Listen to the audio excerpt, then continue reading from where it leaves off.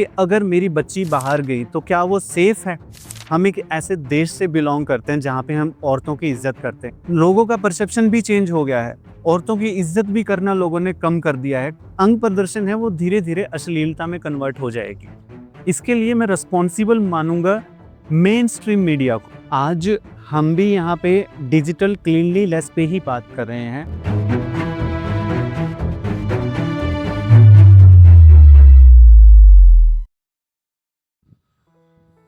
नमस्कार दोस्तों, अगर आप इस वीडियो पर पहुंच गए हैं तो आज आप एक गंभीर विषय पे बात करने के लिए तैयार हैं।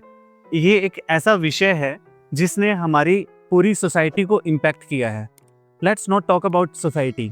एक सोसाइटी की छोटी सी यूनिट पे हम बात करते हैं जिसे हम फैमिली कहते हैं। एक परिवार का एक मुखिया होता है या मुखिया होती है। वो अपने परिवार की आय को लाने के लिए मेहनत करती है, मशक्क़त करती है ताकि उसके परिवार में उसके भाई बहन, उसके माँ बाप, उनका वो अच्छे से ध्यान रख पाए, उनकी ज़रूरतों को वो पूरा कर पाए। और इन चीज़ों को ही ध्यान में रख के लोग अपना एक प्रोफेशन जो है वो चुनते हैं। एक आर्मी पर्सन हमारी सुरक्षा के लिए दिन रात तैनात है सभी बॉर्डर्स पे, ताकि दुश्मन देश हम पे किसी तरह का कोई हमला ना कर पाए और हम अपना ज़्यादा से ज़्यादा ध्यान जो है इनकम जनरेट करने में, क्योंकि एक परिवार ग्रो करेगा तो एक सोसाइटी ग्रो करेगी और एक सोसाइटी ग्रो करेगी तो एक नेशन ग्रो करेगा।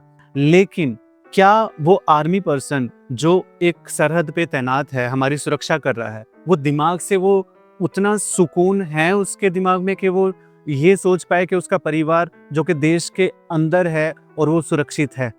या फिर कोई भी प्रोफेशन को जिसने ऑप्ट किया है, जो बाहर गया अपना काम करने, क्या वो अपने दिमाग में सुकून लेके गया है कि पीछे से उसके बच्चे जो हैं वो किसी गलत रास्ते पे ना चल पाए या किसी गलत संगति में ना जाए या फिर वो किसी नशे का शिकार ना हो जाए? नहीं, उनके दिमाग में हर टाइम ये चीज़ चल रही होती है। तो जिस मुद्दे पे मैं आज बात करने वाला हूँ वो बहुत गंभीर मुद्दा है। मैं आपसे रिक्वेस्ट करूँगा कि वीडियो को अंत तक ज़रूर देखें और अपनी राय ज़रूर दीजिएगा वीडियो के आखिर में। जो ये मुद्दा है, ये सिर्फ 1% लोग हैं जो कि हमारी सोसाइटी में है, हमारे नेशन में है, और वो 1% लोग हमारे 99% लोगों को इम्पैक्ट कर रहे हैं। हाँ, ये वही लोग हैं जो अपना अंग प्रदर्शन करते हैं।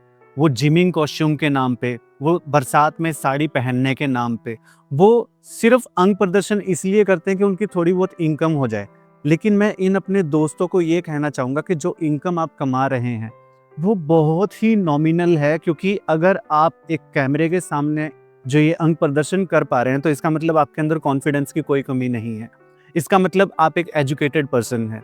इसका मतलब आप एक कैमरे को अगर फेस करके ये सब चीज़ें कर सकते हैं तो आप अच्छी मैसेजेस भी सोसाइटी में जो है दे सकते हैं। वो जो 99% लोग हैं वो शिक्षा को छोड़ के वो चाह रहे हैं कि हम भी ऐसे ही छोटे मोटे अंग प्रदर्शन करके वीडियो पे आके हम भी अपनी इनकम जो है शुरू कर लें। तो यहाँ पे पहला मुद्दा निकल के आया, लैक ऑफ एजुकेशन। और ये आपको भी बहुत अच्छे से पता है कि कोई भी सोसाइटी, कोई भी कंट्री, कोई भी स्टेट अगर पे एजुकेशन लैक करेगा, शिक्षा अगर पीछे रहेगी, तो वो तबका कभी भी अपनी लाइफ में ग्रोथ नहीं कर पाएगा और उल्टा वो अपनी इनकम को जनरेट करने के लिए गलत रास्तों की तरफ निकल पड़ेगा। चलिए, एक और मुद्दे को मैं यहाँ पे हाईलाइट करना चाहूँगा, वो है वुमन एम्पावरमेंट, जिसको लेके पूरा देश इतना ज़्यादा जागरूक है, औरतों को इतने ज़्यादा अवसर देने के लिए वो आगे आ रहा है। लेकिन क्या एक परिवार में एक लड़की को उतनी फ्रीडम मिल पा रही है? नहीं। क्यों? क्योंकि वो जो परिवार का मुखिया है उसके दिमाग में एक कंसर्न है कि अगर मेरी बच्ची बाहर गई तो क्या वो सेफ है? क्या उसको जो बाहर घूमने वाले लोग हैं उसको इज्जत की नज़र से देखेंगे, या फिर जो लोग देखने वाले भी हैं, जो जिनकी मैं अभी बात कर रहा हूँ कि वो इज्जत से देखेंगे या नहीं, उन लोगों का भी जो परसेप्शन है औरतों को लेके वो चेंज करने में किसका रोल है?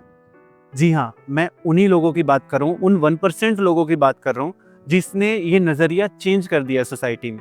हम एक ऐसे देश से बिलोंग करते हैं जहाँ पे हम औरतों की इज्जत करते हैं, जहाँ पे हम लड़कियों की पूजा करते हैं, जहाँ पे हम नवरात्रों के अंदर देवी की पूजा करते हैं, हम घर पे बुला के लड़कियों का सम्मान करते हैं, उनको आदर सम्मान के साथ खाना खिलाते हैं।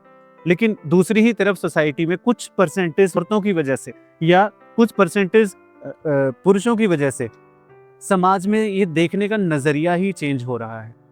तो इन लोगों की जो मुसीबतें हैं, इन बच्चियों की जो मुसीबतें हैं, जो इनको जो कल को जो पेरेंट्स है वो बाहर निकालते टाइम भी सोचेंगे कि मैं इसको हायर एजुकेशन के लिए भेजूं या ना भेजूं, कहीं ये भी उन्हीं लड़कियों का पीछा करके अपनी इनकम का जो शॉर्टकट कमाने के चक्करों में कहीं ये भी हमारे परिवार की इज्जत को सामने ना उछाले।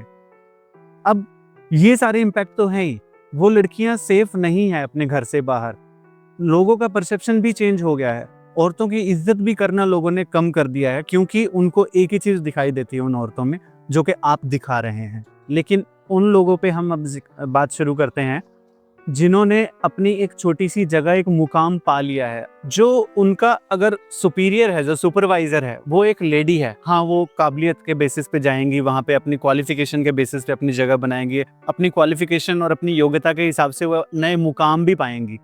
लेकिन अगर ये 1% लोग स्टेप बैक नहीं करेंगे तो उन औरतों को देखने का नजरिया, उनकी उनकी प्रगति, उनकी सक्सेस इन लाइफ, उनकी प्रमोशंस का जो क्राइटेरिया है वो उनकी प्रतिभा नहीं रहेगी। दोस्तों, आप समझ पा रहे हैं कि मैं क्या बोलना चाह रहा हूँ।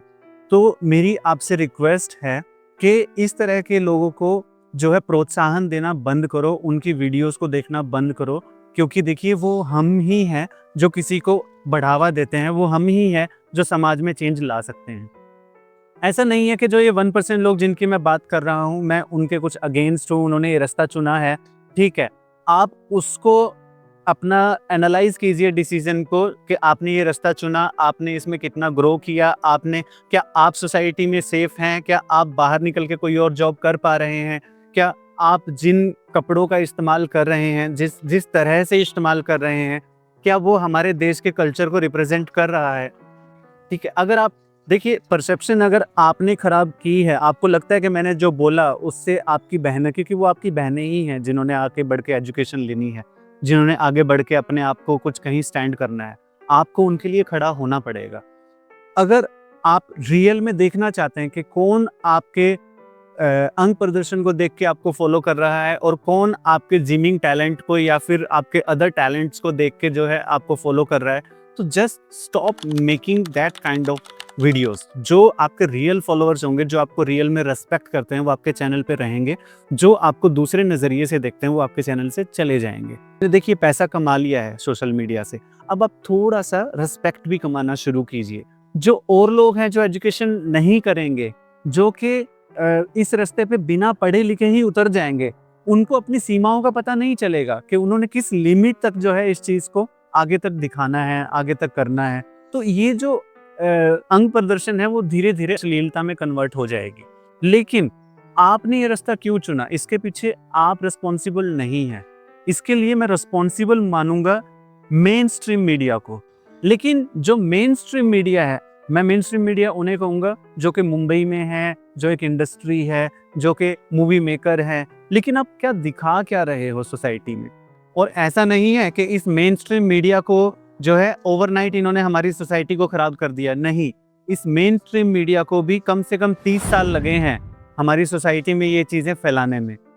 लेकिन देखिए, मैं आपको एक चीज क्लियर करना चाहूंगा, आपने देखा होगा कि 70s 80s की मूवीज में भी रोमांस होता था, ठीक है, लेकिन वो रोमांस अपने अभिनय के बेसिस पे करते थे, अपनी एक्टिंग के बेसिस पे करते थे। हर बार ये जरूरी नहीं है कि एक दूसरे के मुंह के अंदर ही घुस के आप अपने फीलिंग्स या इमोशन बता पाएंगे, ऐसा नहीं है। किसी को टच किए बिना भी आप उसके एहसास, उसकी फीलिंग्स को शेयर कर सकते हैं।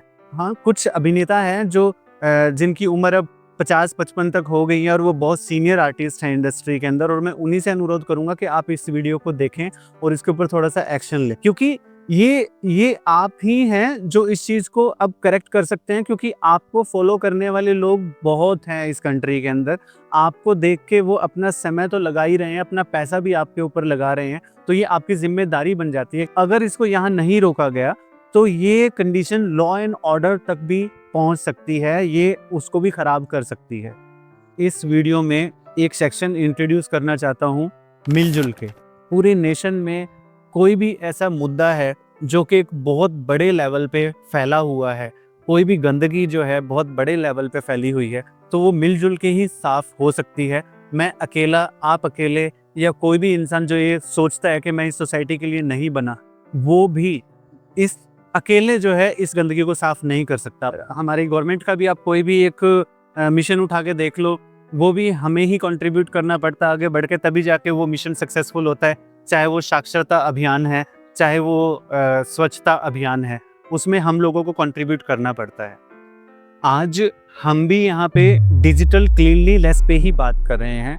जो स्वच्छता अभियान हमारा गंदगी को साफ करने के लिए है सोसाइटी को, हम डिजिटल स्वच्छता अभियान जो है आज हम शुरू कर रहे हैं, जिसके अंदर आप बढ़ चढ़ के पार्टिसिपेट कीजिए। मेरा आपसे अनुरोध है कि इस वीडियो को ज़्यादा से ज़्यादा लोगों तक फैलाओ, ताकि हम इन चीज़ों को यहीं पे रोक पाएँ। अदरवाइज़ अगर ये चीज़ें ज़्यादा अपना पैर फैला लेगी तो वो हमारे कंट्रोल से बाहर निकल जाएगी। आज हम उस कंडीशन में हैं कि आज हमारा जो ये अंग प्रदर्शन की जो चीज़ें हैं वो चरम सीमा पे आ चुकी हैं। हम इसको नीचे लेके आएंगे, हम अपनी कल्चर को दोबारा से लेके आएंगे, हम सब मिलजुल के इस पे काम करेंगे। आशा करता हूँ कि आप अपने परिवार में सब खुश होंगे, सब मिलजुल के सारे त्यौहार जो है आप सेलिब्रेट कर रहे होंगे, क्योंकि ये त्योहारों का सीज़न है। मैं आपको करवा चौथ की बहुत बहुत बधाइयाँ देता हूँ, और जितना ज़्यादा हो सके इस वीडियो को आगे शेयर कीजिए। और जो मेरे सब्सक्राइबर हैं, मैं उन्हें सब्सक्राइबर नहीं बुलाऊंगा, वो मेरे लिए ट्रेल ब्लेजर होंगे। और जो आप आगे शेयर करेंगे, जो मैक्सिमम शेयर कर रहे हैं, जो 100 लोगों से ज़्यादा को शेयर कर रहे हैं, प्लीज़ एक थम्स अप आप अपने कमेंट में डालिएगा। जब भी कभी मिलना रहा, कभी कोई गेट टुगेदर रहा, तो मैं आपके ओपिनियन भी लूँगा कि हम सोसाइटी के और किन इश्यूज़ पे हम जो है आगे बात कर सकते हैं। मेरा नाम मनोज कुमार है और मैं हूँ एक ट्रेल ब्लेजर। तो आप भी हैं एक ट्रेल ब्लेजर, ज्वाइन कीजिए, you are trailblazer. Thank you.